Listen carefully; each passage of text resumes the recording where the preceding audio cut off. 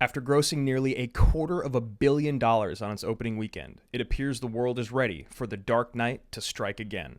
But what is it about Batman that we as an audience are so obsessed with? Is it the Bat, the Bruce, or the man behind the mask? Pattinson? Could he be better than Batfleck? How does he stack up against Bale, Keaton, and the other two guys? Find out today as we take a trip over to Gotham. This is the best and the worst of Batman.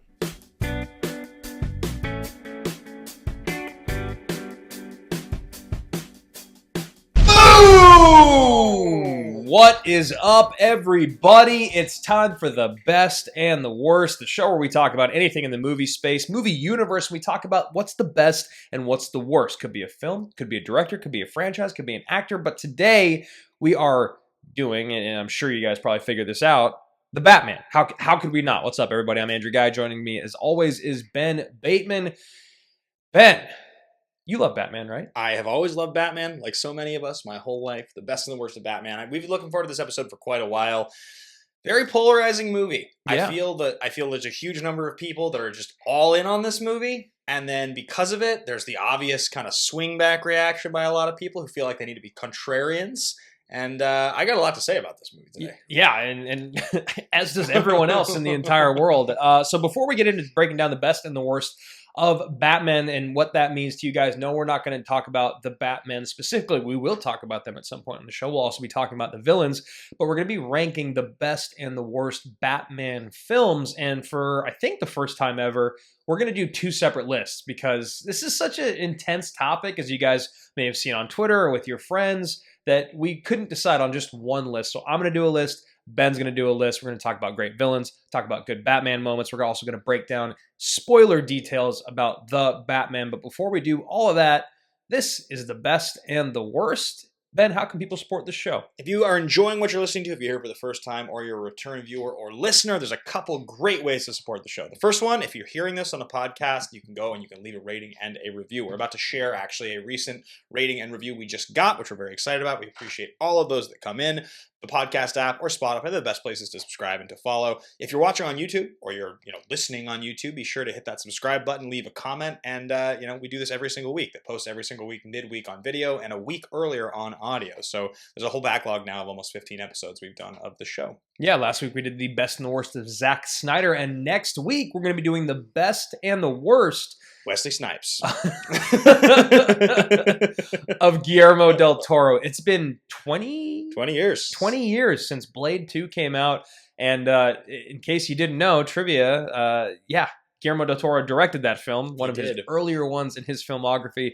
We're excited to talk about that. We love Guillermo, obviously Best Picture winner, great director, and with Nightmare Alley that just came out and the Blade anniversary, why not? So we'll be talking about that next week. But first, the Batman.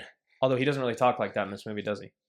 No, he doesn't really have a Batman voice. I mean, no, he does. He does. It's like, I will give him credit on the fact that his Batman voice, because Christian Bale's was like, it was really intense. Yeah, right. And then it hurts me to listen to him do it sometimes. I know, like literally the whole time I was watching, my girlfriend was like, I bet he had to drink a lot of ginger tea. She just kept saying that, and I was like, you're not wrong. Yeah. But it's making him seem less cool every time you say that. Yeah, Robert Pattinson, Zoe Kravitz, Matt Reeves, the Batman, a different take than we ever got. So I think the first thing that I want to talk about is like, how did you feel when the movie ended, or how did you feel when you left the theater? Because the moment the movie ended, you were like, there might be a after credits scene, and I was like, I'm out of here, bro. I was like, if there is, it's not good enough for me to stay. I just want to get out of the theater. I've been in here for 3 hours. Need to use the bathroom. I want to get some fresh air. But I didn't hate it or anything. That was just like, I don't know if I'd wanted to get out of a theater so bad before. And I don't even know. Maybe The Irishman. Yeah, another very long movie. Yeah. My feeling was the same as yours. This movie was incredibly long. It's bothered me less in memory as I've tried to deconstruct what about this movie took so long. Like, I haven't been able to really pick apart exactly like the thing about this movie that needs to go. And that's made it kind of difficult to justify my criticism of the length. The only thing I can tell you is when it was over, I felt the same way you did.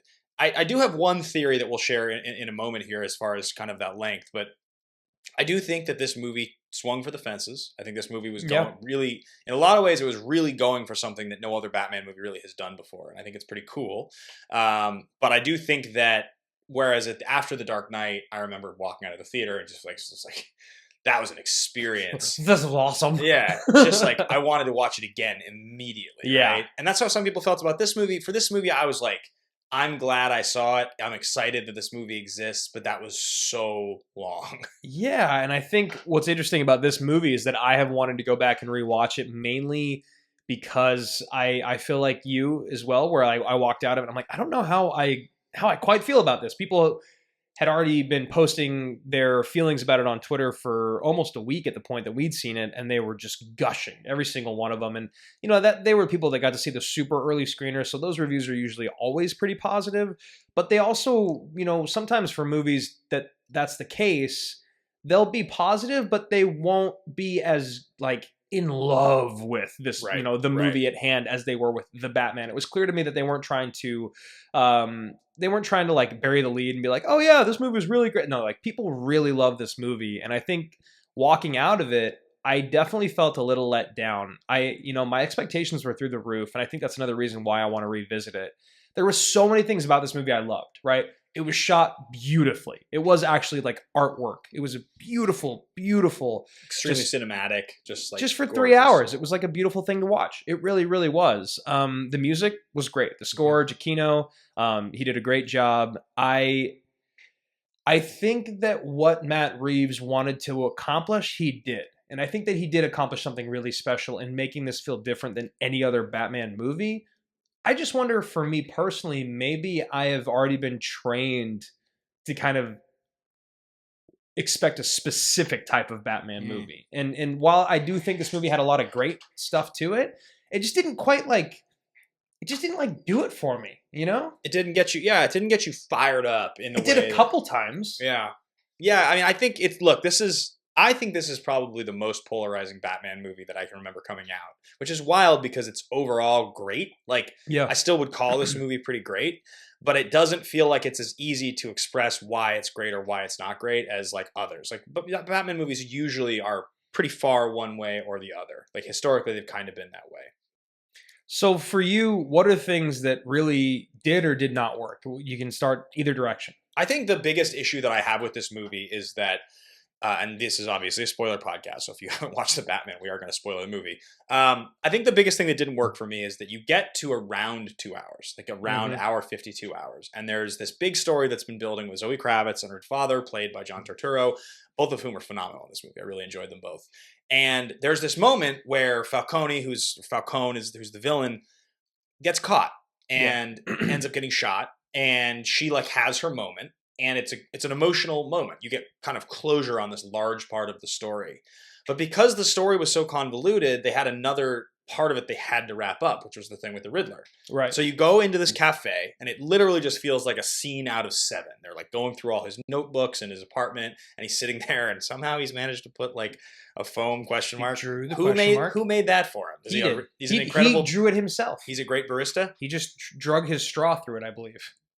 That's impossible. There was like a dot and a perfect question. No, I'm saying he like if it was all foam on top, I think he just drug his straw through it and put a dot in it. Like another color? It was like dark. Well, yeah, it's like when you there's coffee below it. Yeah, you had a coffee before? Shut up!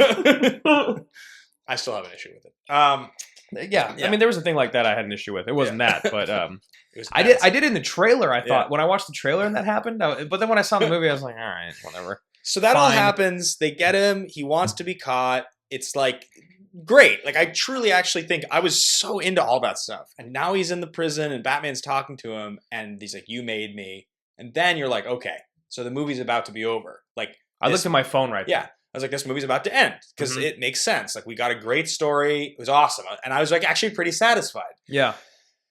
But there's 40 more minutes of movie still. There's like an entire another chapter of the movie. And because emotionally at that moment, the way your brain's instructed to feel, I think most people felt how we felt. I've heard a lot of people say the same thing we said on our live show on Sunday, that it kind of Return of the King's you. It continually feels like it's ending.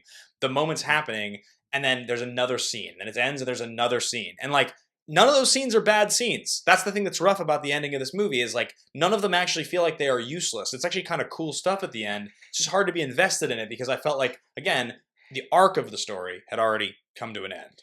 Yeah, because like I think maybe what they're trying to do is give you some sort of closure as an audience with like Batman versus the Riddler, right? Which Yeah. is you're never going to get that unless kind of this act comes, right? Because like Batman and the Riddler should be squaring off in the sense that like we are seeing the most detective version of Batman that we've ever seen on film before, and he's going up against a like straight up Zodiac serial killer mastermind.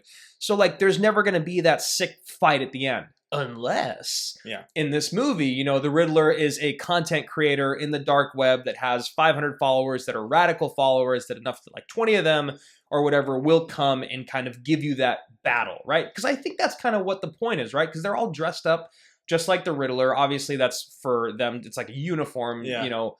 But for us, I think as an audience, you're like, okay, cool. Now I get to see Batman kick the Riddler's ass. Right. And now that the true Riddler's in jail and there's no more to be had there. So, you know, there's parts of this that I think is actually really smart. I think that like, when you look at the world and you look at the last couple of years and you look at the last election and just all the time spent on the internet over the last few years by all of us being locked indoors, like the idea that someone like this could create a following that's strong enough to like do something this crazy, I like that. I think it's actually really intelligent, and I think, you know, the moments where he's like, you know, this has been a great community to be a part of. Like, there's some really funny stuff on there. Be sure to subscribe. Yeah, like I thought that was actually like a little bit of levity that was added in, which was nice. I think that stuff throughout that bothered me, which I'll get to in just a moment, didn't really hinder the ending or like how I kind of absorb this movie as a whole. But I think if you kind of like take little things from little parts of it all over, and then you think that the movie's just a little bit too long, that's the hardest thing, right? We've only seen it the one time. And like you said at the top of the show, I can't pick out exactly what 20 to 30 minutes need to go, but I can tell you the things that like stood out to me that I didn't love and things that stood out to me that I did like. Yep. You know? Yeah, I think that's the fairest assessment of the movie. I always hesitate to give movies like hard rankings when they first come out, or like decide if they're one of my favorite movies, because I feel like you want to give it some time. You want to let the discussion simmer down. You usually want to, if it's really going to be an important movie to you like that, you want to go back and revisit when there's less hype. Yeah. And I've found that over time, that's been effective with some films more than others. Like I've talked about 100 times how it took a few years before I finally was like, I've watched Infinity War like 12 times. This is one of my favorite movies ever. Right. Whereas La La Land, when it came out, I loved it. Like wrecked my soul to see that movie. I loved it. I have not watched it since. I've been compelled to. I've never done it. It's never been like a movie that I want to watch again. So for me, it's like I can't really say that that's one of my 20 favorite movies, which is when I watched it, it kind of felt like it was. Yeah. And so I sort of like to give stuff time a bit. But when a movie comes out like this, it's brand new. We're going to break it down, and we're going to have to rank it because that's what we're doing on the show today. Yeah, yeah. And so I kind of was having a little difficulty articulating exactly what I wanted to say in my last statement, because I wanted to get like more in depth, but I didn't want to like tangent down that yet. So I'm going to start with the things that I really liked, and then I'm going to say some of the things that bothered me. So I really liked that this world felt completely different than any other Batman Gotham City that we'd seen before. I like that Matt Reeves leaned on the fact that all of us had seen the Christopher Nolan movies, so we didn't have to do the rehashing of what happened to Martha and Thomas Wayne. We didn't have to see the alley scene and all that. We got a different look at the Waynes, a little more honest one of them like being more human and less like angelic than we'd already seen, like what we saw in the Nolan films. I think that Robert Pattinson is fine as Batman. I don't really like him as Bruce Wayne, but that's me not really liking emo Bruce Wayne, period. I get it. He's like young and like, I think maybe if you were to kind of relate this to the Christopher Nolan trilogy, this would maybe be the time where he was like abroad robbing people in China and stuff, right? This is the same time period. But like, I just don't love emo Bruce Wayne a lot. I had a major issue with like a town having a reclusive billionaire that shows up to the mayor's funeral with a black eye, and the mayor was killed by a super criminal. Like for me, it just felt like some of the best parts of all of the old Batman movies, whether it's back to Burton, back to Kilmer, back to Clooney, or obviously Bale, like seeing that side of Bruce Wayne to be like, oh, he's just kind of a jackass billionaire. He's not Batman. I hated Robert Pattinson showing up to that funeral with a black eye, because it was just like, you're Batman, bro. There's no way no one in this town just doesn't think that you are Batman. Well, there's like an old thing that's shown up in a ton of comics. It's in Batman Year One. It didn't make it into one of the it didn't particularly make it into one of the Nolan movies, but it actually did make it into the animated Year One movie they made.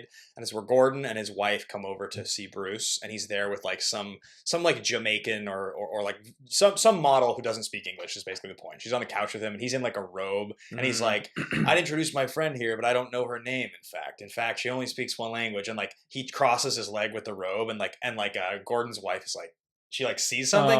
It's like a great moment where he's pretending to be this dirty total piece of shit, right? To be like, I'm not Batman, and it works. And so that persona, or the persona where he's out in the Nolan movies buying a hotel, you know, it's probably a persona that he creates because of the fact that people start to become suspicious and he realizes it. And that's what people keep saying, is he's only like 25 in this movie. He could be doing that next. So, all right, we'll give him a pass. I also liked how good the fighting was. Mm-hmm. Like, I thought there was some really good, brutal hand-to-hand combat, which really was lacking in the Nolan trilogy until the third one. I thought the Batmobile and the car chase was absolutely insane. I love Zoe Kravitz. I thought that Farrell's makeup team was like Oscar-worthy. And I thought Paul Dano did a good enough job. I think overall, I love the villains. I would just say that I really liked all the villains in this movie a lot. Except the Joker. He wasn't even bad. He just was unnecessary. I'm just so bothered by the fact that it's the Joker again. Yeah, for sure. I agree with you on I think I agree with you on the Gotham thing pretty wholeheartedly. It's like definitely one of the coolest things. And I think to that end, I'm just going to jump into our thesis because I think it kind of nicely dovetails. Yeah. It dovetails into some more thoughts I have. And the thesis that we decided to go with for this, you know, there's a lot to say about a lot of Batman movies. But what you can say about this Batman movie is that this is the most unique take on a Batman film ever put to screen. And this does not include any of the straight-to-video, there's 44 movies. We're talking about the theatrically released big-budget movies.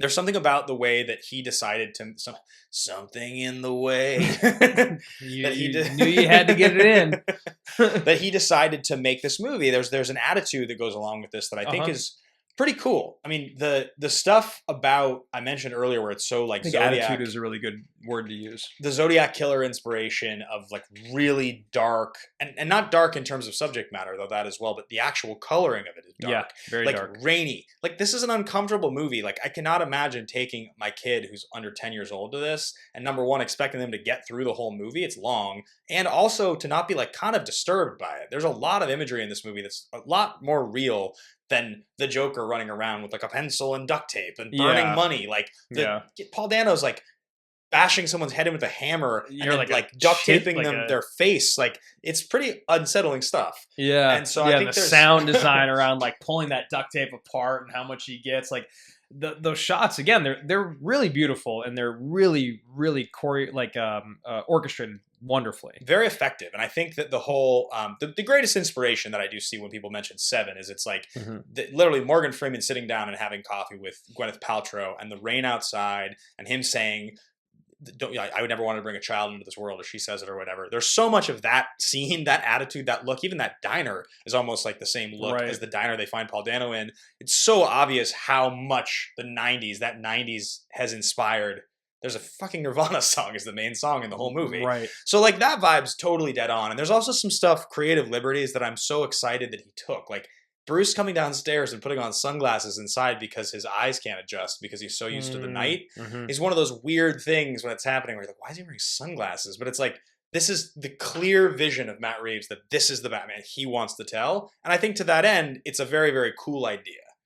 And I do like the fact that it's weird, right? Because he toes the line of Batman really being a person and not a superhero. Whereas like you watch all the other movies and you're like, man, he's not just a billionaire. Yeah. He's also like superhuman a little bit. And I think one thing that Reeves did really well in this movie was he did make Batman seem a lot more human. You know, you saw him like kind of hurting and saw him like get rocked by stuff. And you saw like the effects of what happened to him. Whereas you don't really ever see that in the other movies that we saw. Like Bale would wake up a little, bruised and battered, but then he'd like fall down, drink a green smoothie and then do a bunch of push-ups, right? Like if I like sleep funny, I like limp to the bathroom. Yeah, no, I know. I mean, he's 25 though. He's 25 though. So yeah, the movie being too long, I'll be curious to see how I feel about it when I revisit it. I think I'm going to be pretty hard pressed to think any movie needs to be 3 hours. Yeah, I really am. Like maybe this movie could have just been 2 movies, or I really do think they could have cut some stuff down. Colin Farrell really does feel like a red herring in this Yeah. movie. Like he's not really necessary, even though it feels like the movie would be worse without him. Yeah, he's in the movie a lot. And not by the same, he's not in the movie a lot. Like Batman's in the movie a lot, but he's in the movie. I feel like he's got 20 to 30 minutes of screen time. I mean, he's got a lot of stuff going on. And one of them is obviously an action sequence car chase. And you could have that scene show up somewhere else with a different character. But ultimately, I do feel like the HBO Max series and the spinoff that they're setting up for him is probably the biggest reason that he was in the movie so much. Yeah, I heard that that is why. Yeah, you could have literally had that character on screen for 4 minutes. You could have had him in the underground scene for a second, introduced once playing pool, and then he could have said one other thing. And it would have been enough. Would have been enough. Yeah. He didn't really need to be in the movie. And it's not because I didn't think he was great. I actually thought he was awesome. I really enjoyed him. But it is an example of this movie just carrying a lot of length. Who do you think is the biggest winner from this movie happening? Like who won the movie kind of a thing? Well, just like, yeah, like when all is said and done and we look back 10 years from now, who will this moment be so monumental for? Will it be Reeves? Will it be Kravitz? Will it be Pattinson? Who do you think will really win from this? I think it's either Kravitz or Reeves. They're the two that I lean into. I think probably the answer is Kravitz. I think it's just Kravitz. I think Reeves gets a lot of credit for this movie. I think this is the first time Matt Reeves has made a movie where his vision is like, oh, he got like a giant property that everyone was going to see and he was entrusted and he made something that most everybody loved. Because the Apes movies, as much as a lot of us saw them and liked them, a lot of people were like, I'm just not going to see a Planet of the Apes movie. Right. Like those movies were still kind of fringe. Like by contrast, those movies are less popular than the John Wick movies, right? Like, and John Wick, we had to be convinced was a thing we should pay attention to. So this is a big deal for Matt Reeves. Like whatever project he wants to make next, he's going to get to make anything he wants. But I think that Kravitz had spent her whole career trying to find the hook. And I mean, she's shown up in Fantastic Beasts. She's shown up in Mad Max. She's shown up in X-Men. She's been in a lot of franchises, but she hadn't really locked on yet as like, oh, this is Zoe Kravitz. We all need to pay attention to Zoe Kravitz. And this is the movie where it's like, oh, she's going to probably win an Oscar in like 2 years now. Did you see the thing about how she wanted to audition for Catwoman for The Dark Knight Rises? She was too urban. Too urban. Even then. Urban is one of my favorite like veiled phrases that's like extremely offensive. Oh, of course. And also like how not surprising is that? Right. As much as I love Nolan, it's incredibly unsurprising. So, earlier in the show we were talking about this the reviews from our fans, and before we get into fist pump moment, I think I want to read out this review because it was a really nice one. They gave us a 5-star review. I think could have been a 1-star review, but it was nice enough that we're still going to read it out here. It says, as a fellow movie podcaster, I enjoy checking out what others are doing. This podcast is one of the better ones out there. Good quality, great conversation, and cool concept. Cheers, fella from Confused Breakfast Podcast. Thanks, man. Thank you so much. And hopefully you're not a diehard fan of the Batman and you feel like we're panning it. I don't think we're panning it. Definitely not. Definitely not. We're just giving it honest. I think we're just giving it honest reviews, man. You know, it actually reminds me, I had one other review that I wanted to read, and it actually came from a question from last week's episode that I posted. One of our fans, who has listened to our stuff for a long time, goes all the way back to Action Movie Anatomy. Oh, sent me a nice. message to thank us. Okay. His name is Film Stocked. He's on TikTok. And he said he's been listening to The Action Guys, Action Movie Anatomy, Collider for years, all the different projects we've done, and he's just loving what we're doing on here. So wanted to shout him out as well. Always love hearing from people who decide to message us, comment, leave us a review. We put a lot of work into these podcasts, and obviously some are listened to more than others, but those of you that listen to a full hour and engage, it's like it's flattering. I still find it really flattering anytime I get a message. So. And it just makes us happy that we give you guys something to listen to that makes you happy. So if you've been listening since Action Movie Anatomy, then you definitely know this next segment. It is Fist Pump Moment. Bateman, what is a fist pump moment? It's that moment something happens. You look around. The most logical, literal, actual way to describe this is you look over to your buddy who's in the theater with you, and you just come to this like, yes, man. It's like you need to watch this right now, or I'm just so excited I get to finish this movie. For me, my fist pump moment, absolutely 100% in this movie, had to do with the Batcar. Oh, of course. The Batmobile was so sick. He has like I believe it's called the Batcar. He has like an old like muscle car style, which is the first time we've ever seen that. By the way, I have comments on Batmobiles because I rewatched 89. I have like things to say. But like the sweet little the front that comes off and just drops down. It's like a grenade. Yes. We're gonna get into a lot of other Batman movies in a second here, guys. But having that bomb on the front of your car means if you were to crash into anything, it would just explode. Die. Yeah. But he's got like an old muscle car that's just crazy souped up, and like they place it really well in the scene that it happens. Yeah. Because the way that the engine's revving, it sounds like a fucking angelic bird screaming. Like, Yeah, it's like a dragon roaring. Like Yeah. the whole theater. I mean, even this moment alone, the car chase is my fist pump moment. Yeah. The Batmobile or the Bat car is your fist pump moment. But like this whole sequence, the theater was like vibrating, Yeah, and shaking. It was the bass, like this needed to be seen in theaters, and they did such an incredible job getting you hyped just with the revving of the car. yeah, It was like so like thunderous, and you're like, all right, this makes sense, because like it doesn't look like some crazy ass Batmobile like we Yeah. see in all the like literally it just kept getting more and more ridiculous between Batman Returns, Batman Forever, and Batman and Robin. Like there's one where it was like on ice at the end. It was like Yeah. an ice skating Batmobile. yeah. But like this was like, oh shit, this guy's a billionaire and he knows how to build a car. And he's like stoked on motorcycles and fast cars, Yeah. which is badass. Because like now I will reference it. I just rewatched '89, and like the Batmobile in '89 is like a small model car. It's like it Yeah. like can't even really outrun the old like '86 Oldsmobiles that are painted like green and purple that the Joker thugs are with. Yeah. He's like, get in, we'll take my car. And he's like, it's like going really slow. And he's like, hang on. And he like shoots a grappling hook onto like a pole and it's like turns. You're like, you could have just turned. They, Like, like- why didn't you just turn? And then they like get out of the car. They drive like 3 blocks. I just was watching it and I was like, wow, this is like not very cool. Whereas, like in this movie, I actually think this may be the best car chase I've seen in a movie, maybe ever. Yeah, It was so awesome. they had shown it, I think, in the trailer, so I almost was disappointed that I had seen the Well, like, they showed jump. the end of the jump, right? So, but everything up to it, there was like 2 minutes Yeah. before that. The jump was so sick, though. It comes out of the flames, then upside down, penguin. Like, it was just, that's the cinematic stuff Yeah. that, like, that's memorable. If I see this movie the first time and I'm a kid, like, that Right, sticks. like it flies through the air and then it just hits the car, and then the camera, you just like you hear the flipping of a car, and then the Penguin's car comes Yeah. flying into the scene. Like that was so fucking awesome. Yeah, it was really cool. And I was happy we got to see it in IMAX, too. Yeah. I mean that for me, hands down, without a doubt. The hand-to-hand combat stuff was really good and like super brutal and badass, but like he doesn't really ever fight anyone that I care he's fighting, right? Like I think still the fight choreography between Bane and Bale in the Yeah. sewers trumps anything in this, just because like I care about the two people fighting. There's something about that fight. We're gonna get into villains shortly here, and there is something about that fight that really stands out. I feel like above maybe any other fight in the entire Batman franchise. And I think so. there's a lot of reasons why. But yes, let us know, guys, if you are watching, if you're listening, and you want to share your fist pump moment. I know there are a ton in this movie that are super cool. Maybe it's when Paul Dano's like, "Why?"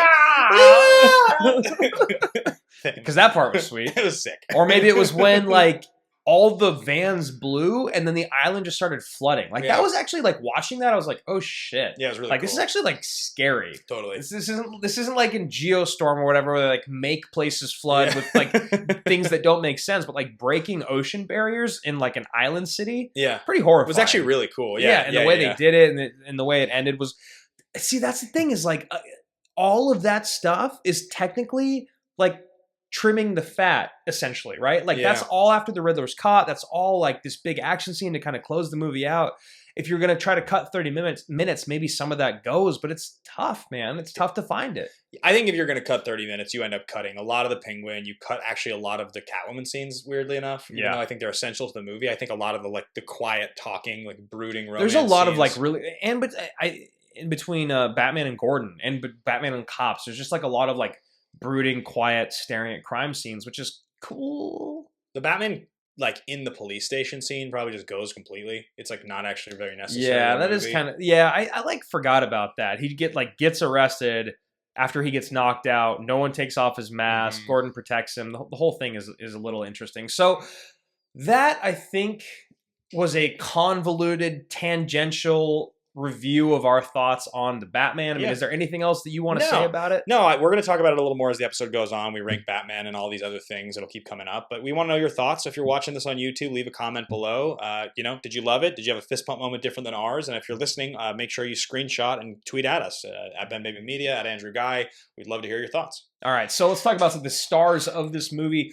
Robert Pattinson, you guys all know him. Edward Cullen, Waiting for the Barbarians in 2019, Tenet in 2020, and The Devil All the Time in 2020. Robert Pattinson has kind of quietly over the last decade really proven himself to this like niche audience that he's an incredible dramatic actor. Yeah. I haven't watched any of the movies that he's done, like The Lighthouse or whatever, I think Good was one of them. And or The Rover. I'm okay with him as Batman. I got to admit, like, I have a bit of an issue with like actors that just. It's tough because part of you is like, all right, hell yeah, you're an actor. You want to do your thing. You want to do it your way. Like, I remember when he got cast as Edward Cullen and like he was doing an interview, he's like, I didn't read the Twilight books because I wanted my own take on it. Yeah. But like, I feel like part of that feels disingenuous, right? If there's like this real IP that you're coming from that you're trying to represent. And so like, you know, the thing with this one was like, he's like, I'm not going to gain weight. I'm not going to work out. And I did have an issue with him as Batman because like, it was very clear to me that they always shot him from below. Yeah. It was very clear to me that he always walked like with his shoulders as wide as they possibly could. Yeah. And it was also very clear to me that when they showed him shirtless in a scene that like, he didn't look intimidating at all. No, he looked like a regular guy. And I mean, it's interesting. Like, I do think there's something about the whole construction of a public persona that Robert Pattinson seems to be pretty aware of. He's much more in the vein of the old school movie star where he doesn't have a big social media presence. He's not all over the place. Like, you kind of know what you know from his like press tours and otherwise just the movies that he's in. And that part about him I love. Yeah, but I also think that there's another side of it where I've seen like Zoe Kravitz make fun of him when he like makes a comment. He's like, "Is that what people think?" She's like, "You know, people think that about you." Like, there's a side of all actors, especially the ones who get really famous like that, where it's like, you guys can act like you're tortured artists, but like, you like being adored. You like being right, famous. Of course. It's part of the gig. He even said like on the red carpet, he's like, "Oh, I'm going to spend all night on Twitter." Like, hopefully not. Like, he made it sound like a bad thing, but it's like, dude. Yeah. You're going to spend all night on Twitter listening to people talk about how incredible you are. Yeah, right. It's awesome. So yeah, I'm with you on that. I think he's a little up and down. Overall, I would give him a lot of credit. I think he's been in a lot of cool stuff. I think he's made almost so many weird choices over the last 10 years. It's like there's not a lot to point to in the way of like big movies that I think are good. Like, well, I think Lost City of Z, High Life, like I think he did a good job almost like lowering his star power. Yeah. So that people would like almost not, you'll never forget that he was Edward Cullen. But like, if you spent that much time from then till now doing weird roles, doing stuff that not a lot of people saw, doing only films that people could be like, well, I mean, you know, he's doing that now. You know what I mean? As opposed to just like being an MCU movie or being in whatever. So it's like, I think he did a good job being able to kind of reset his brand. It feels almost impossible to do that. I mean, you know, you look at someone on two guys on the other side of it. You look at Elijah Wood, right? And you look at Daniel Radcliffe, and it's like, it's a really hard thing to do when you're that big. You're the guy. Yeah, it's true. And the most famous example of the guy who was the teen idol and then comes back is DiCaprio. And granted, he had already had the Gilbert Grape nomination, but when Titanic comes out, he's this teen idol, and he goes and he does The Beach and The Man in the Iron Mask, and he takes a couple years where he's not doing as much work. And then when he comes back with Gangs of New York and Catch Me If You Can, it's like, oh, he's like a little more of an adult. And then it's like The Aviator. Oh, he's an adult. Like, he's a grown-up actor trying to do dramatic parts now, playing Howard Hughes. And I think we all kind of remember that perception, but that also was like, feels like he took 2 years off. Pattinson took like 10 years off. And it really felt like it. Yeah. And you know what? Good for him. He took good care of himself. He looks great. He stayed out of the media. He didn't have any, at least not that I can think of, any crazy controversies or anything. So all in all, like, I'm happy for Robert Pattinson. It's crazy to think that like someone that seemed like they already had the entire universe at their feet, you could kind of be rooting for this much later on. Yeah, we're going to get several of these movies, I'm sure. So we're going to hear a lot more Pattinson over the next 5 years. Definitely. Zoe Kravitz on the other side of it, you know, she comes from, in Kravitz, right? Like that's one of those names that you just hear and you're like, oh, Gyllenhaal. Okay, you guys are related, right? So Zoe Kravitz, Fantastic Beasts, The Crimes of Grindelwald in 2018, Vienna and the Phantoms in 2020, and Kimmy in 2020, I guess. I thought it was later, but no, I think it is 2020. I think it just got released. It's 2021. Yeah, I think it's my error there. And then there is one other one. She has a small voice in Spider-Verse as well, but obviously there's a lot of voice in Spider-Verse. So I like I said a minute ago, I think Zoe Kravitz is going to be the big winner from this. I think it was really good of her to do Kimmy with Soderbergh, like kind of releasing right around the same time on HBO Max. Pretty good movie. I don't think a lot of people will have seen it had this movie not come out. So I think Kimmy came out maybe 2 weeks ago. I bet its views are going to kind of go through the roof over the next 2 weeks from now. I think that Zoe Kravitz is very beautiful and very talented. Like she's kind of the whole package, right? And she seems like a total badass in this.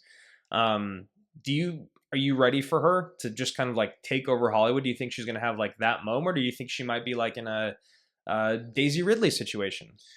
It's interesting. I mean, it's always interesting when you talk about somebody like Zoe Kravitz, where we mentioned the franchises that she's been part of, and it's not like she was showing up in small stuff, right? She's kind of been in premiere movies for about a decade now, if I remember correctly. She's in First Class. That's the X-Men movie, right? Yeah, I mean that's 10 years ago, over 10 years ago. She plays the one that's the flying one that shoots the. Yeah, so if that's over a decade ago, she's already been doing the thing.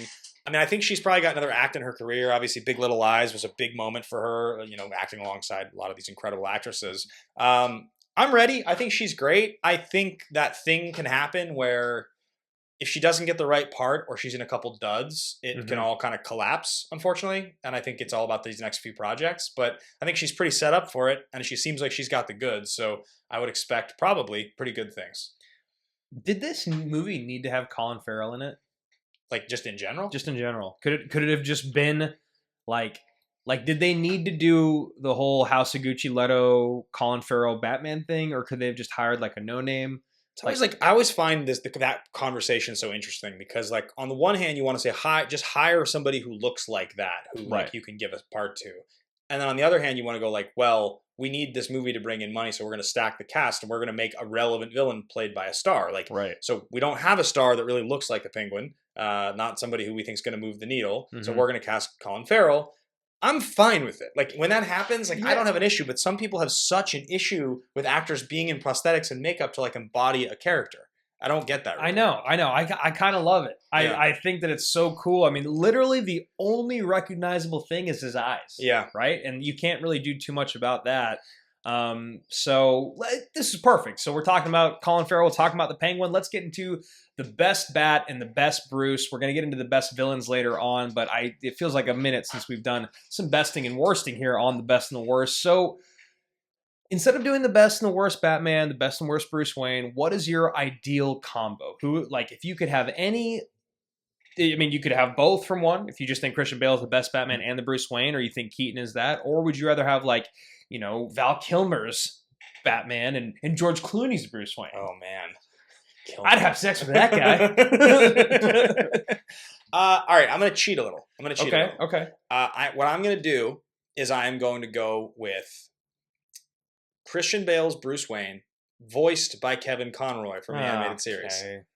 Because the voice, I love the Kevin Conroy voice. I think the voice is the best Bruce Wayne voice ever. He's just like dead on. Yeah. And then Keaton's my favorite Batman. Really? Yeah, and I think it's kind of silly. Like the more I've watched it, like it's not like he's realistic. He doesn't have anywhere near as much like going on as some of the others. But every time I watch it, there's just something about his face, the rubber mask. I just love it. I don't know. It's so funny you say that because I think I'm the exact same minus Kevin Conroy. Okay, yeah. I love Christian Bale as Bruce Wayne. Yeah. I think he does such a good job. I think that the end of Batman Begins is like one of my favorite Bruce Wayne moments because it's so like gross. Yeah. He's just like, you know, drunken billionaire, burns down his own house, you know, the apple's fallen far from the tree, like the whole thing, but it's to be Batman, right? Yeah. It's like to protect everyone there. I love that scene so much. I think that will always like win me over as Bruce Wayne. And then of course, like,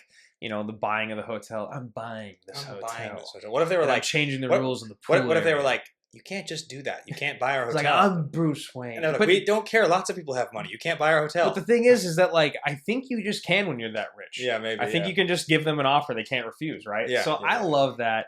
And yeah, my best Batman, maybe it's just because I grew up with him, but like 89 Keaton, I don't even need Returns, even though I think he's great in Returns too. But like, I just love Keaton as Batman. Do you love Keaton in the Levi's 501s and the black turtleneck with the hair and the glasses? Because Yes. that's pretty amazing too. Yes, That's pretty incredible I too. do love that outfit. When Basinger's in the Batcave and he like turns around in his like high-waisted little like Levi's 501s, he's like real skinny. It's like one of my favorite looks of the Circle whole. glass, yeah. He kind of looks like Steve Jobs, which is hilarious because like that conversation earlier about like Robert Pattinson not being yoked enough, and it's like Michael Keaton was just like dad bodding it, but like that was what it was in '89. He looks exactly like fucking Steve Jobs. If Steve Jobs had a bad toupee, If like Steve Jobs had the Rock's hair from that famous picture, it's like that. What it was. That's what it was.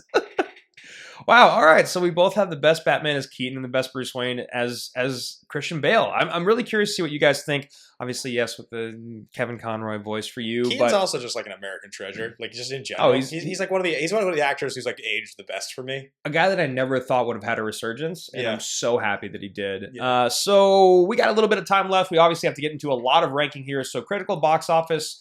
This movie, was released just last week. It already grossed almost $300 million, 279.8 to be exact, with an opening weekend of $134 million domestically.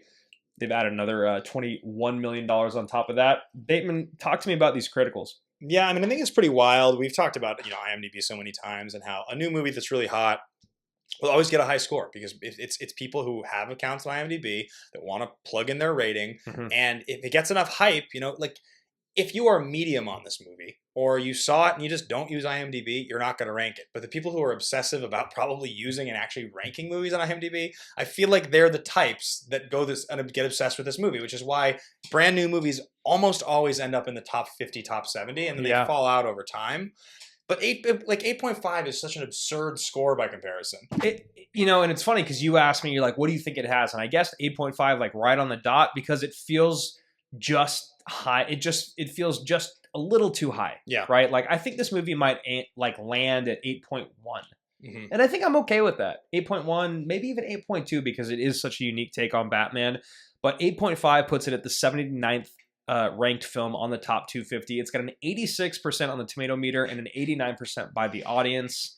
I don't know. I just need to see it again. Yeah. But for me, it does feel like all of that is just like a hair high. It's maybe only 5% high. You know what's weird about this movie? It's like because the hype was what it was, we feel like we're almost contrarians to the general opinion. Even though both of us enjoyed this movie, when you look at the rest of the stuff DC is going to put out over the next 2 years, I'm expecting most of those won't even crack sixes. Like, I don't think Aquaman 2 is going to be good. I'll bet you Black Adam's probably pretty mediocre. Maybe Shazam 2 is good. Who knows? Like, I hope they're good. My fingers are crossed. I'd love all those movies to be good. But history suggests that even Marvel movies often suck. Eternals wasn't good. I didn't love Black Widow. Like, a lot of them just aren't good. This movie's actually good. And I feel like I'm spending my time critiquing it more than I'm celebrating it because of the way that people reacted to it. Like, it's a weird conversation to engage in. Yeah, it's like, I don't think this is the best movie that's ever made, but that doesn't mean that I hated it. And it feels like that's kind of like those are the only two places that you can stand in this conversation. So patreon.com/team action is a great way to support everything that Ben and I do. And we had a great question here from one of our patrons, JD Domash. Big time salute to you, General. It was really more of a request. He was basically saying that the Phantasm and Mask of the Phantasm is his all-time favorite villain in Batman, and that he would like us to consider Mask of the Phantasm and the Phantasm in the conversation of the best and worst Batman and the best and the worst villains. So, JD, thank you so much for submitting that, and thank you so much for being a patron. Let's get into the best and the worst villains. We could just kind of do like an open conversation here. Do you have a hands down, without a doubt, favorite villain? I do. And? I feel like I have two categories for this. I have my favorite, and then I have my favorite that I know is absurd. Okay. I don't think even as much as I love all of these villains, I realistically can get away from Ledger's Joker. Mm-hmm. It's close for me. You know what? I'm going to put that on the shelf only because it's so obvious. Right. I'm going to go with Hardy's Bane. I'm going to start there. Okay. I'm going to start with Hardy's Bane because I do feel like I have spent more time laughing about and quoting Hardy's Bane since the movie came out, even than the Joker. Yeah. It's a more like a memeable character. I mean, just the amount of times we've done that voice, plus the fight we talked about, which I think and almost every scene he has. Like, do you remember how weird it was in theaters when you first saw it and you hear the voiceover that's obviously ADR'd? Because it sounds like it's in your head while he's talking. Well, I honestly think in theaters they hadn't done they hadn't perfected the master. Okay. I feel like when I watch it at home, it feels like much less distracting. But also maybe it's just because I've seen it so many times. In the theater, I just remember like you see him and you're like, why would you shoot a man before throwing him out of a plane? I'm like, who's saying that? Yeah, where is this coming from? Yeah, it's just amazing. I can find things about the character that I criticize. I don't like the end fight, but overall, but why is he the best? You've only said things about him that are distracting. I love all his dialogue with Batman. I love pretty much everything he says in the movie. Like, I find his lines to be more memorable and quotable for me than probably any Batman villain. Okay. And that includes Ledger's Joker. Right. Like, his entire fight with Batman, literally the whole thing from start to finish, every one-liner is just a quotable. Is the best. They're all so good. And I like that to me is probably why I would watch that scene over maybe any villain scene in any Batman movie. Yeah, I mean, so yeah, you're not too far off mine. I love Hardy's Bane. He's definitely in my top 3. I think I have to really go back to the OG though. When I watch Batman, I think that Jack Nicholson did such an awesome job kind of creating the Joker and like wearing that weird prosthetic-y smiley face and like the idea that Joker, the makeup was regular makeup and he would like wipe off human colored makeup to like show the Joker underneath. He just owned it. And then like at the very end of the movie when like everything is about to come crashing down on the Joker, Batman's up there in the bell tower, the way that Nicholson is able to inject the moments of like spitting out the teeth and like putting on the glasses, you wouldn't hit a guy with glasses, would you? Amazing. And then like stomping on the ledge and the hooting and hollering, and it's so well done, and it feels that because, you know, Ledger is so much darker and the Riddler is so much darker and more grounded in reality that like Nicholson kind of gets forgotten in the dust. But like I think that Nicholson and like DeVito's Penguin really stick. Like DeVito's Penguin is disgusting, bro. He grosses me out. He literally has like track marks on the back of his pants. Like he bites a dude's face off. Like, and then he's like a mayor. So like he is disgusting to look at. He has like the webbed fingers. I think honestly those are my top 3. It'd probably be Nicholson, DeVito, and then Bane. And it's so weird because like I love Ledger. Yeah. But when I went back to watch The Dark Knight, it's incredible, but I think Ledger does the perfect bridge of like what we were expecting from Schumacher to like what we're getting with Matt Reeves. I think Ledger was the perfect balance of what we got with Nolan and like where we were as an audience. And it does feel hard to not just give it to him. Yeah. But that's where I'm at. The best single scene in the entire 1989 The Batman, and perhaps one of the great scenes of Jack Nicholson's career, is the art gallery. It's Lawrence music, and it's just like one of those things when you're watching it where you're like, no one else. No one else in no other moment. He owns the shit out of that. The way he's dancing with the cane.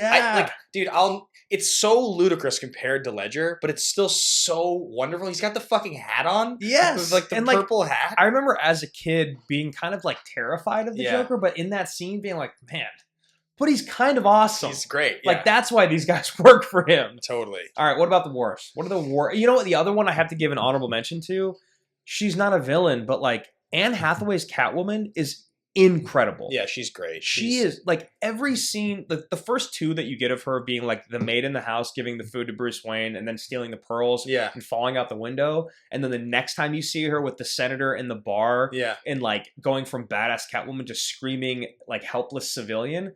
Her ability to go from like 10 to 1 or drop on a dime, like flip 180, incredible. Yeah, it's really impressive, honestly. It's one of the more impressive things, I think, in Anne Hathaway's career. You want to talk about like an amazing year. She plays Catwoman and then she wins the Oscar for Les Mis, like the same year. Like that's one of those like whoa moments in someone's career. She's just locked in. Yeah, I mean, it all hits at the same time. Yeah, I mean, I agree with you. I think she's pretty incredible. The funny thing is, I think most Batman movies don't actually have amazing villains. They have absurd villains or they have amazing villains, but it's like there's not that many that really qualify in the amazing category. I will say, I feel like the Riddler is kind of like that for me. He's like a very good villain, but like I don't I don't care a lot. Nobody in The Batman was on the all-time level for me. I will say, and you know, again, this is just another animated reference because I'm a shill for it, but I do think that Mark Hamill's Joker is like pretty amazing. It's one of those things where I feel like that voice for me is like more distinctive than any Joker voice. Yeah. And it works every time I hear it. I even remember watching Batman Beyond Return of the Joker, the animated movie when I was a kid, and they bring him back for it. And it's so like you hear. He does an incredible job. Yeah. Go ahead. Yeah, it's just one of those things where like just the sound of the voice is so effective. And it's so on point. Yeah. Like it really does feel very authentic. For me, it's really hard. I feel like apples and oranges when I'm talking about animated and live action with Batman. I like Phantasm a lot. I like Lego Batman. Those are the only two animated ones that we're going to be talking about. But for me, they just don't feel like they compare to the top tier. Are you disappointed that we never got to see Billy D. Williams, Harvey Dent as Two-Face? a little bit. How you doing, Batman? It's like they have like the whole backstory on it, and then like the jumping and the throwing of the acid. I love that whole thing. Salvador Maroni. All right, so worst villains. I'm gonna come out and say I think the worst villains. Two-Face is really bad. Both of them. Yes. And I don't know which one's worse. It's probably Tommy Lee Jones because, like, at least Eckhart's Two-Face feels more like what I imagine Two-Face is like, which is, like, a lot more angry and a lot more cutthroat, whereas, like, Tommy Lee Jones's Two-Face felt like he was, like, trying to compete with Jim Carrey. He was like, oh, that's what Jim is going to do? I need to be bigger. Yeah. That's like all he does the whole movie. That's my favorite example of like Hollywood being like, well, he won an Oscar. Let's let him do what he wants. Right. But I think they're equally bad, not because I think that they're actually equally bad. I definitely think Tommy Lee Jones is worse, but I actually find Aaron Eckhart's Two-Face to be maybe the single worst part of The Dark Knight. I actually like him as Harvey Dent quite a bit. I do too. I think he works really well as Harvey Dent. I just think that when the scene happens, both first in the hospital where he's like so angry, and then later when he's with Batman in the construction site. Raja! Yeah. Raja! Raja! I know. I feel like Nolan was like, I want to tell him to calm down, but then I feel like he'll just be flat. He never gets a chance to he never really gets a chance to like settle into being a villain named Two-Face. He's like a guy for a day. And that's one of those things where I get it. You're trying to make a movie and shoehorn all your characters in. And this is just what you wrote for the character of Two-Face. And he's going to die at the end of the story. He's not going to be a rogues gallery villain. He's just going to be like a villain for a day. Yeah. But even so, it's the one part of that movie that really falls apart for me when I rewatch it. And like, honestly, as time has gone on, I just feel like what they could have done with the CG could have been different. It could have been less CG and more makeup or something. Like even Tommy Lee Jones is like, there's parts of it I like more than Eckhart's, like at least the face. What if Eckhart had been wearing a suit like Tommy Lee? Those suits are sweet. The purple like tiger and leopard. I literally used to be, as a kid, I was like, man, how could you get one of those suits made? It'd be so cool if one was half and half like that. So definitely the Two Faces are both bad. I'm going to go to my all-time favorite here. It's got to be, okay. All-time favorite bad villain. It's definitely Schwarzenegger's Mr. Freeze. I almost went with this in my top 3 category. We've talked about it many times, but the scene when Clooney is sitting in the Batcave and he's like looking up at the big screen, and because like Batman in the cartoon, Victor Freeze, he's always got like his like full database, and Clooney's like sitting there. He's like, Victor Freeze. And it shows Schwarzenegger in like a lab coat on a platform from the back, and he's like turning some dials, and you're like an enormous man. You're not like a brilliant scientist. Like you clearly look like you ate the gym. And then all of a sudden they're like, he's like, falls backwards into a vat of ice, and now he's just Mr. Freeze. Like, it's the best origin story. It's so absurd. All his one-liners. Every line is a one-liner. Oh God, it's amazing. And then like the weird disease that he found the cure for, his wife, like the singing, the fact that he has like his louder, and then he like the dude walks in to like tell him a major emergency. Like he could have been like, your wife is alive, and he just kills him. He's like, I hate when people interrupt the movie. You're like, oh man, all right, yeah, it's pretty rough. But honestly, I think Bane in that movie is worse. I was gonna say the Bane kill. It's like that's Bane, huh? Bane in that movie like kind of looks like he's wearing like elastic bodysuit with like a muscle. He's like wearing like a muscle suit. Yeah, it's like blown up. But it looks like he's got like pillows in his arms.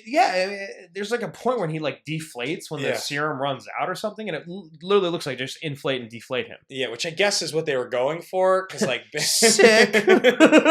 Well, yeah, and the funny thing is, like nowadays, comic book movies and comic book characters, we take them so deadly seriously because of the way that comic book culture has insisted, like these all can, if you dramatize this, like we can be, super real. But in the old days, back before comic book movies were actually good, it was like, oh, this is like a character people like from the comic book, and Schumacher, sure, put this Bane guy in. You like blow up his muscles. I guess that's a thing. That'd be a thing, right? You make him talk like he's a zombie. It'd be hilarious. Yeah, this will be great. And like nowadays, if you did that, people would be like, "You ruined Bane. Boycott the film." Uma Thurman was pretty. She went for it there. Amazing. She was pretty incredible. Smoke with the fence. All right, so those are our best and worst villains. Now time to get into the best and the worst ranking of the Batman movies. We're going to do the entire Nolan trilogy, the original 4, The Batman, Lego Batman, Mask of the Phantasm, BVS, and that's it. We're not going to do Justice League. I don't want to talk about Justice League, and it's not a Batman movie. I don't care if you think it's a Batman movie. This is my show. Our show. So I guess we'll start at the bottom, and then we'll go bottom 3, top 3. We're each going to do our own lists. We're going to try to move through them relatively quickly here as we close out the show. And obviously, as Ben said a minute ago, screenshot your list. A lot of people have been making them on, I don't know if it's Letterboxd or whatever, where they can actually pull their rankings there and put them up. Use these days. Screenshot it. Tag us. We would love to see your guys' rankings. We'd love to see how different yours are from ours. We're going to start with the worst of the worst. What is the absolute worst Batman movie, Ben? Batman Forever is the worst Batman movie. Oh my God. It is You're the such worst. An idiot. You're a fool. You're a fool of an idiot. It's the worst Batman movie. Look, Edward Nigma. It's close. Nigma. It's close. I do think that there are horrible elements to both of the bottom 2 for me. I feel that I enjoy what's going on in this movie overall less than the other worst one. They're close, though. I will say the saving grace on this movie, there's really 2 for me. Kiss from a Rose, which is an incredible song from the soundtrack. Amazing. And I actually... Doctor, do you like the circus? I really like Val Kilmer as Bruce Wayne and Batman. I enjoy him. Like, I would have actually been fine getting another one. It's kind of weird that we didn't get another one, but I think he didn't want to do it. I just dislike everything about... Did you hear that he got the call to be Batman while he was in a bat cave, like in some part of the world studying for a different role? No. He's like, he took it as a sign, so he didn't even read the script, and he just said yes. And he's like, fuck, I wish I would have read the script. Well, there's just like stuff in Batman Forever that's like equally dumb with Batman and Robin, but it's also just shit that's like holy rusted metal, Batman. He's like, no, holy rusted metal. You're like, this is so hilarious. Dumb. It was good. It is holy rusted metal. God, Chris O'Donnell's so dumb in that movie. Sugar and Spice. I hate Tommy Lee Jones. That movie's awful. What's your... The 2 different dinners? It's incredible. What's your worst? The suction cup on your head? When he Batman Forever is not in my bottom 3. Ed Begley is his boss. Yeah. All I can remember when I think about Ed Leave it, Edward! Anytime I think about Ed Begley, the only thing I ever come back to is that he's the dad in Pineapple Express, and he's got the gun. He's like, one more warrant, I will take you outside and fuck you in the street. That is him. Wow. It's one of my favorite lines ever.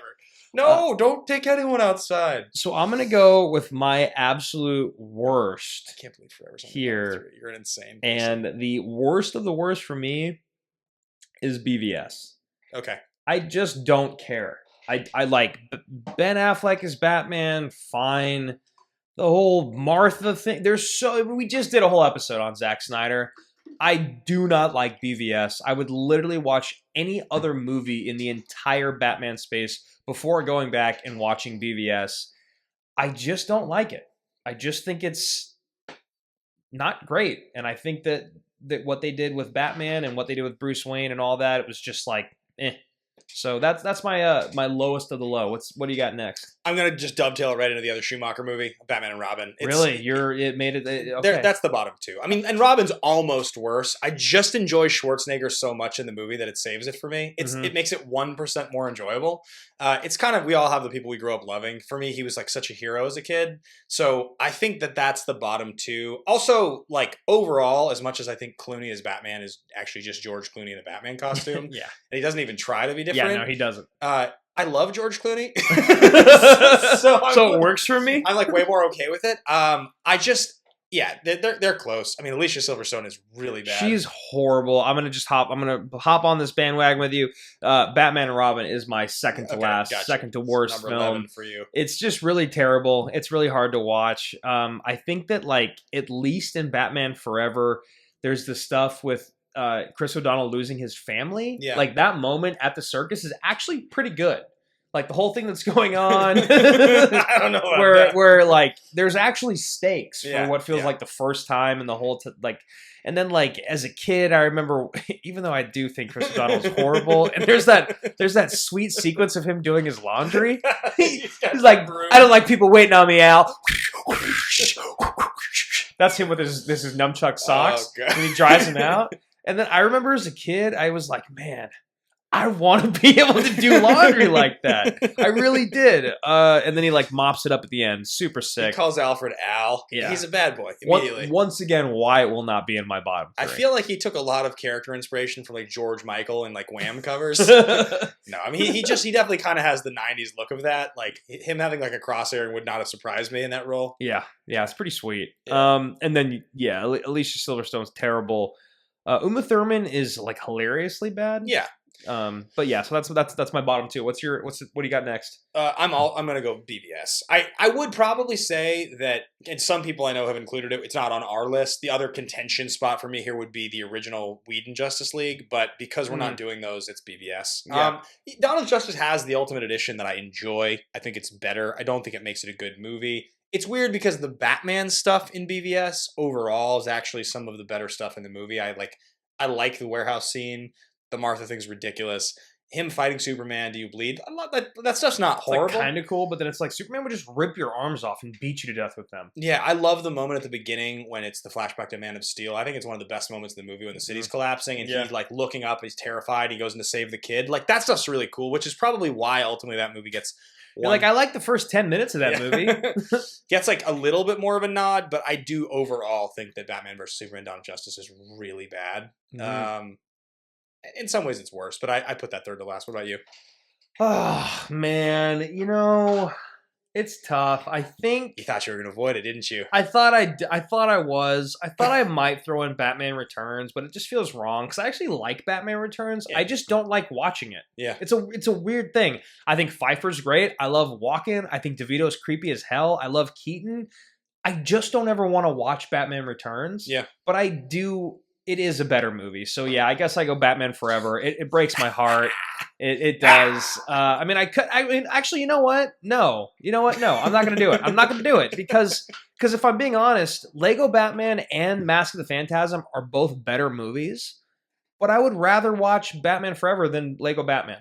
I think Mask of the Phantasm was pretty damn good. Yeah. I think Lego Batman is also pretty damn good. Yeah. But like, I don't get anything from it. This is my favorite exercise I've ever seen you do. I'm like mental gymnasticsing to Batman Forever, but if I am saying it, I watched Lego Batman this last week, and while I found myself like laughing a couple times and enjoying it, I grew up watching Batman Forever. Batman Forever was the first Batman movie I ever got to see in theaters. Yeah. So I know that I'm gonna get like skewered for this, but I'm just gonna throw Lego Batman there because I like all the rest of them more. Yeah, that's fair. I mean, I think the class of movie that you're talking about is the next little bracket. It's for me, it's the next few. It's like Lego Batman's a better movie. I think I believe there's really 3 bad Batman movies. I think it's the 3 bad ones I put on my list. And I understand the justification on Forever. It's the same reason that I have Robin ahead of it. It's you like what you like.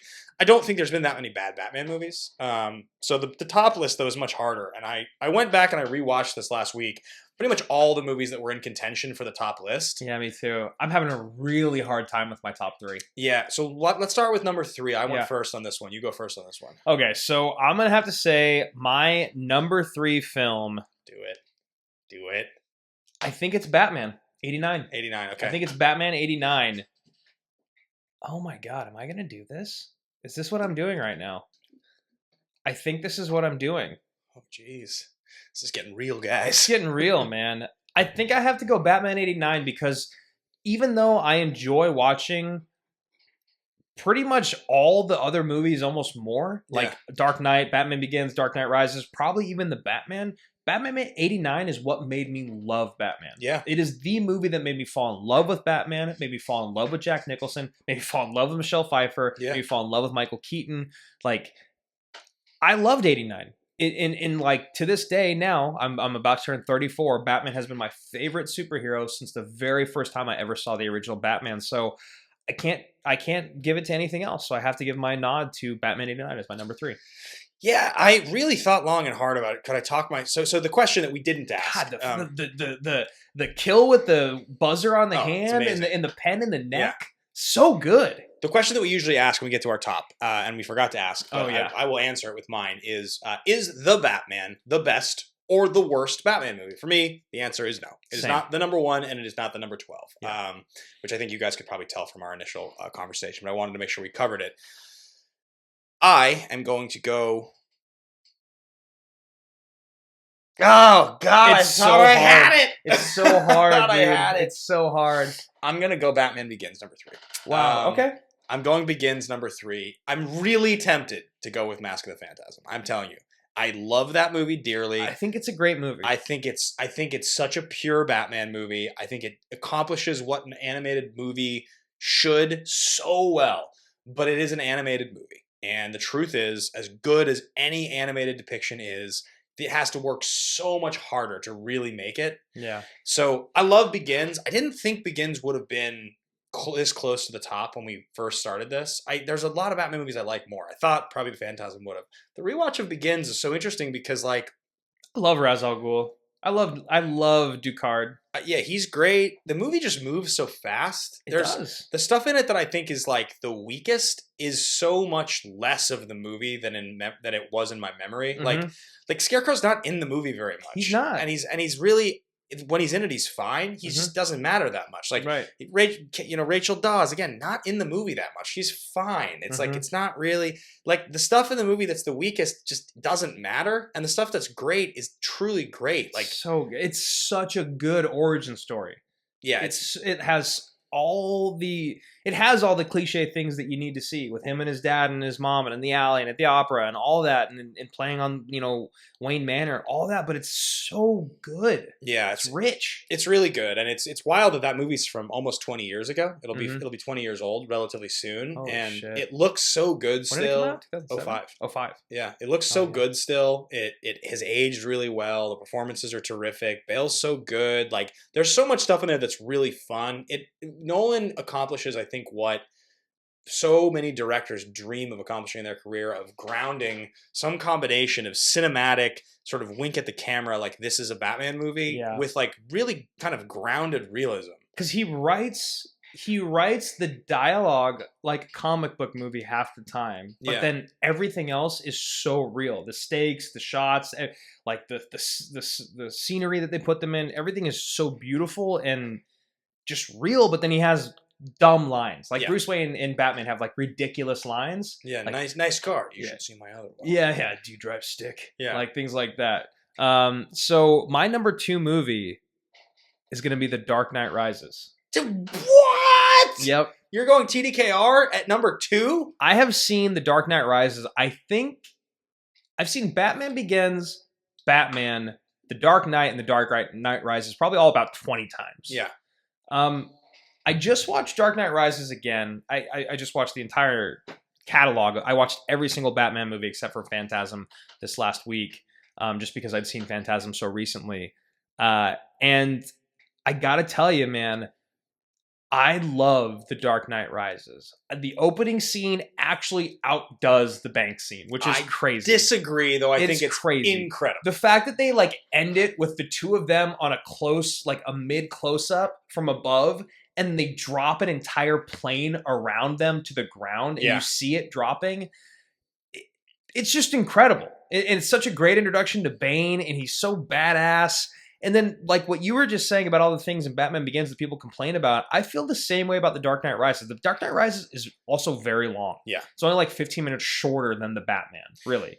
But like, the movie, I think, really is a snowball that just like picks up pace towards the end of it. Because the things that I think the things that people have issues with is like, Gotham becoming like this weird, post-apocalyptic society that's like run by Bane and his thugs and like the Scarecrow and like, the stuff on the ice. And then like, how does Batman get back? But it's like, okay, first of all, he's Bruce Wayne. He's a billionaire. I guarantee you any billionaire, no matter what happens to them, they will always have a way to get money. Yeah. Like they will, especially if they were Batman. And then like the fact of him, like, it's like, oh, he broke him down and then he just trained harder and he got stronger. That's every superhero movie ever. That's Rocky. That's all the best movies we've ever seen. And I love Bane. Yeah. I love Anne Hathaway. I actually think Nolan does a great job tying up the trilogy and actually like Batman gets to leave. And introducing Robin, it's fine because it doesn't matter. The trilogy's over, and just because he's like, oh yeah, it's my my maiden or not maiden name, but he's like his real name is Robin. Yeah, and you're like, that's just enough. I don't know. I love it, and Michael Caine getting to say goodbye to him. It's I was blown away, man. I love The Dark Knight Rises. I think that movie gets a bad rap. I'll be honest, it's not my number 1 or my number 2. Yeah, it's fair. It's fair. I think it's a ballsy pick. I love it. Yep. I love the ballsy pick. I feel like most of us know what your number 1 is going to be. I mean, it's most people's number 1. So I love that you picked that movie. I had to because it doesn't... I kept trying to find a moment to walk away from it and hop in the shower this last week, and I couldn't.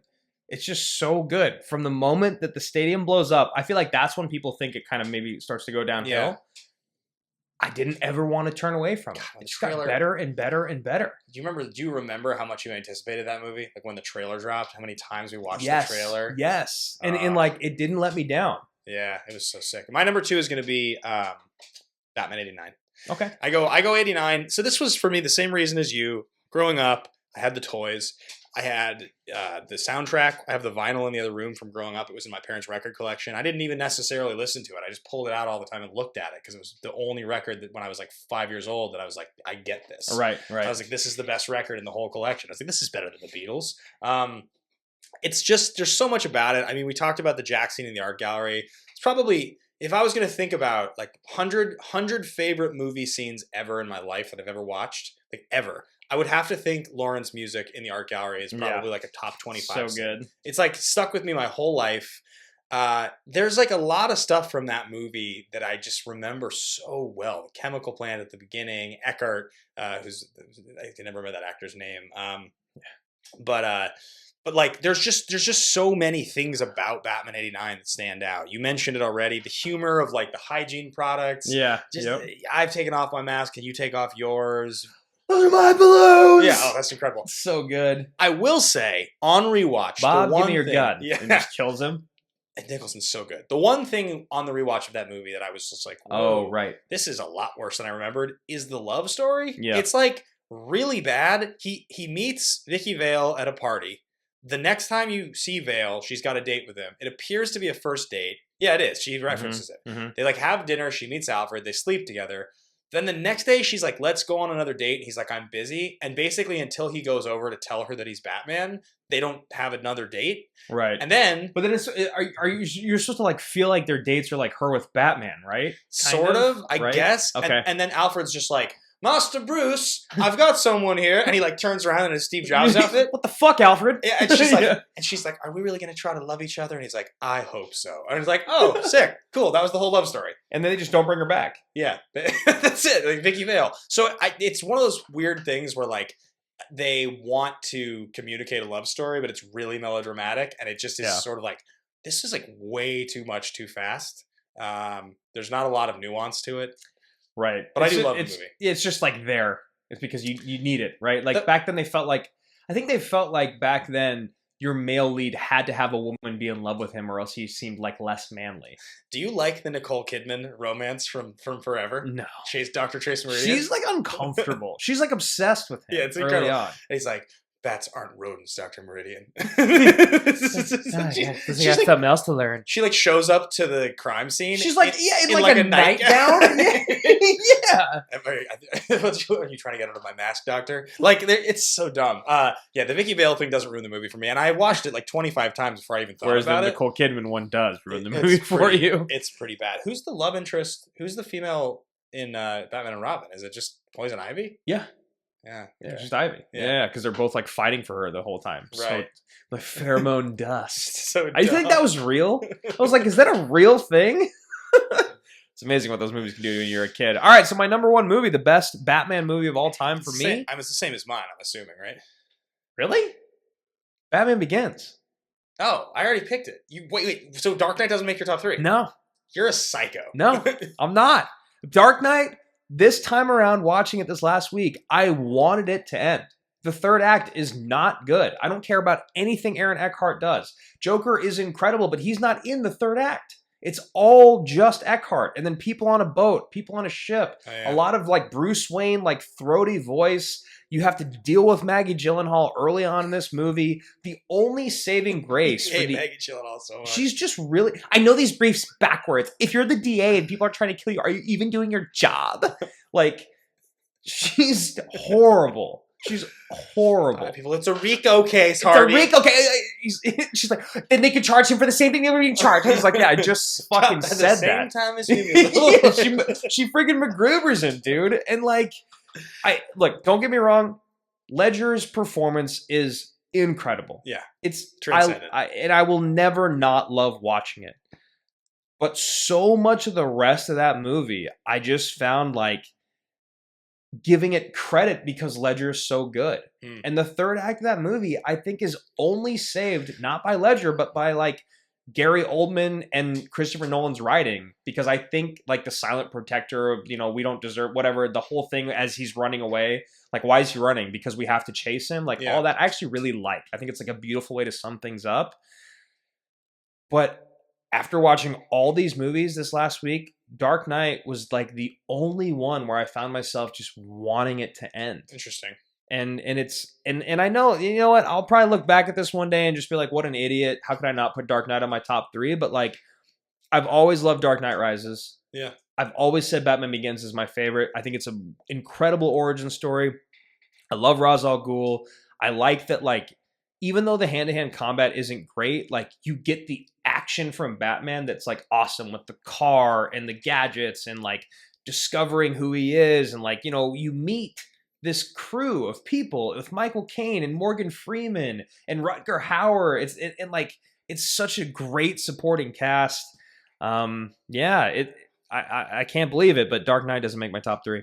My name is simply Ducat.